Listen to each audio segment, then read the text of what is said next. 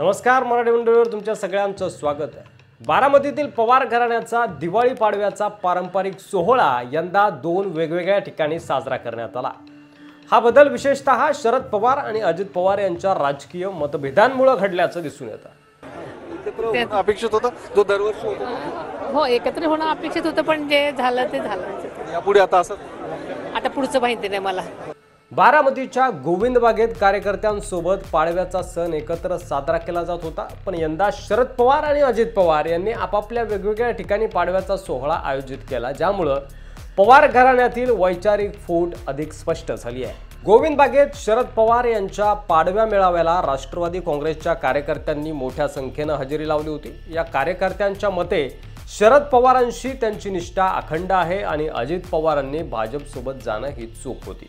फांद्या छाटल्या गेल्या तरी मूळ हे मूळ असतं, असे उद्गार काही कार्यकर्त्यांनी काढले, ज्यातून शरद पवारांसोबत असलेली त्यांची भावनिक नाळ स्पष्ट दिसून आली। तर प्रथा पवार साहेबांनी खूप पूर्वीपासून तिथं चालू केली होती आणि महाराष्ट्रातील लोक पवार साहेबांना भेटण्यासाठी पाडव्यानिमित्त तिथं पार 50-55 वर्षापासून तिथं येतात। नंतर अजितदादा मग त्याच्यामध्ये सामील झाले। अजितदादा पवार साहेब तिथं उभा राहायला लागले, नंतर सुप्रियाताई आल्यात, नंतर मी आलो आणि मग अशा पद्धतीने एक परंपरा तिथं चालू राहत आली।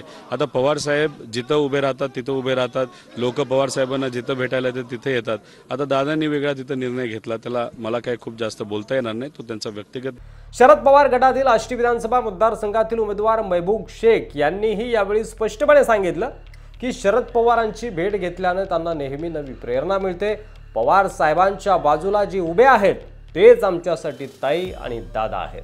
शरद पवार यांच्या सोबत असताना अजित पवारांचं चांगलं सुरू होतं, पण आता तशी परिस्थिती नाहीये आणि ही गोष्ट अजित पवार यांनाही समजलेली आहे, पण आता वेळ निघून गेल्याचं देखील महबूब शेख यांनी यावेळी म्हटलं। याच वेळी अजित पवार यांनी बारामतीतील काटेवाडीत आपला पाडवा मेळाव्याचं आयोजन केलं होतं। दादा, आज पाडव्यानंतर भाऊबीज पवार कुटुंब एकत्र साजरा करणार का? याच बंगल्यात म्हणजे काठेवाडीत दरवर्षी इथं होते, परंपरेनुसार साजरी होणार का? काय ते आता आमचे घरातले आमच्या आई आहेत, वडीलधारी सगळे ह्याबद्दलचे निर्णय घेत असतात। अजित पवारांनी स्पष्ट केलं की गोविंद बागेत गर्दी होऊ शकते, म्हणून काटेवाडीत कार्यक्रम केला गेला आणि हा पाडवा वेगळा साजरा करणं हा कार्यकर्त्यांचा आग्रह असल्याचं देखील त्यांनी सांगितलं। तर अजित पवारांचे पुत्र पार्थ पवार यांनीही या निर्णयावर प्रतिक्रिया दिली। पार्थ पवार असं म्हणाले की 2 पक्ष वेगळे असताना एकत्र पाडवा साजरा करणं लोकांमध्ये संभ्रम निर्माण करणारं आहे आणि त्यामुळे 2 पाडवे आता कायम राहतील। पार्थ पवारांनी स्पष्ट केलं की पवार कुटुंब एकच आहे, मात्र राजकीय दृष्टिकोन आता वेगळे आहेत आणि त्यामुळे पुन्हा आम्ही एकत्र येणार नाही राजकीय दृष्ट्या। तर खासदार सुप्रिया सुळे यांनी या वेगळ्या दीपावली पाडव्यावर तिखट प्रतिक्रिया दिली आहे। सुप्रिया सुळे यांनी या फुटीसाठी दिल्लीतील अदृश्य शक्तीला जबाबदार ठरवलंय। अजित पवार आणि शरद पवार यांच्यातील या मतभेदांमुळे आता पवार कुटुंबाची एकत्रित राजकीय ताकद कमी झाल्याचं देखील बोललं जात आहे। 2 पाडवे मेळावे साजरे केल्यानं पवार कुटुंबातील मतभेद अधिकाधिक उघड झालेले आहेत।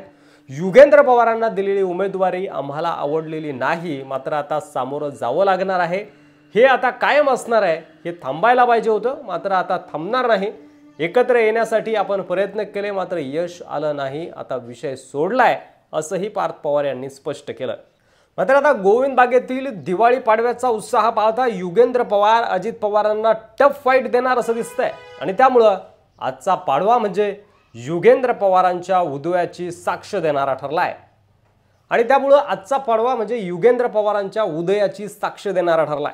यावर तुम्हाला काय वाटतंय? तुमचं मत कमेंट बॉक्समध्ये लिहायला विसरू नका। बारामतीत कोण बाजी मारेल, युगेंद्र पवार की अजित पवार, ते देखील आम्हाला नक्की सांगा। पुन्हा भेटू पुढच्या व्हिडिओमध्ये, तोपर्यंत रजा घेतो। धन्यवाद। जय महाराष्ट्र।